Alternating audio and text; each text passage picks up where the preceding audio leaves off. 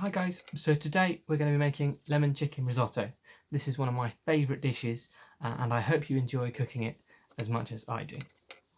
First off, we're going to finely dice the onions. They will cook down later and we don't want large chunks of onion disrupting the dish. I recommend prepping all the ingredients first, that way this dish becomes even more simple. Don't be put off by risotto rice. Today we're going to learn how to serve a dish that has bite but isn't raw and is soft but not like paste. Now that we've finished the onions, we can begin prepping the asparagus. You can use peas or asparagus depending on preference, season and price. We're chopping off any hard ends and then into large chunks. We want people to know they're eating the asparagus in our risotto. With the chicken, we're going to cut the 3 breasts into medallions of similar size such they cook evenly and don't dominate the plate.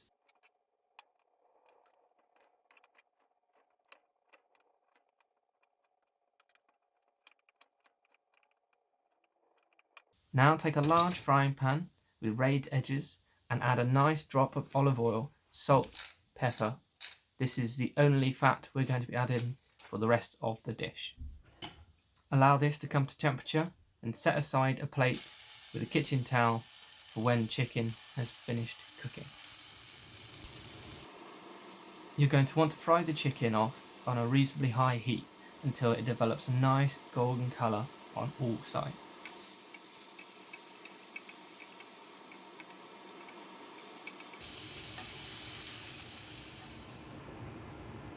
Once the chicken has begun to colour, take a nice thick piece and break it in half. If the pink interior is now gone and is a strong white colour, you're good to go.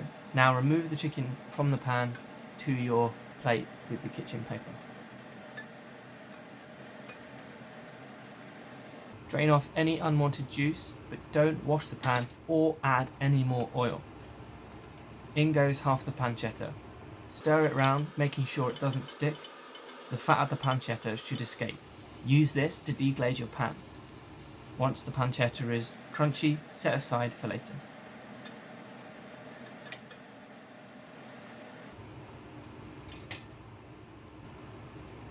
Now, add your onions and some diced garlic. Get that nice and coated in the pancetta fat and add a little more just for good measure.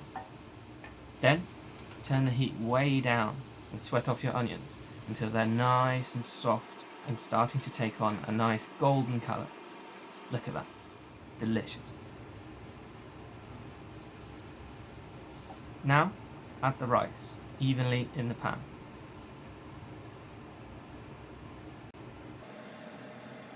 And give it a good stir, making sure the grains are well coated.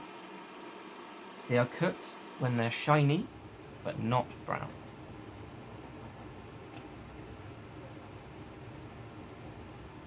In goes a glass of nice white wine. If you don't want to drink it, don't cook with it. Cook off the alcohol and let the delicious smells fill your kitchen. Now, take hot stock to hot rice, adding only a cup at a time. Give it a good stir and let the stock simmer. The rice will do its work now. Take your time with this step. I'm currently on 8 times speed. Don't rush or you'll ruin the dish. In this recipe, we're using arborio rice. There are 3 different types of risotto rice: arborio, carnaroli and violone nano. Often the packet will say risotto rice, and quite often that will be arborio. You can experiment with which one you have a preference for. At about halfway, add the asparagus to cook it thoroughly, along with any herbs that you think would go well with this dish. I'll list some at the beginning. You should now be developing nice, plump rice grains in a semi-viscous sauce that smells wonderful. With the final addition of the stock, add in your chicken and pancetta just to heat it through. We don't want to boil the meat and lose the flavour that we added by frying it earlier. Get the ingredients to the dish well distributed, with a good stir and leave for a few minutes. Add plenty of lemon juice and stir through.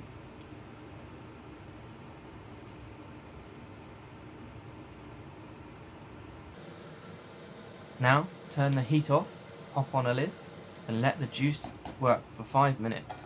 This is resting the risotto before serving.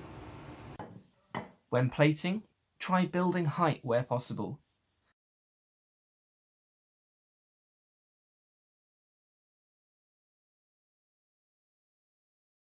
A little garnish tops this dish off nicely.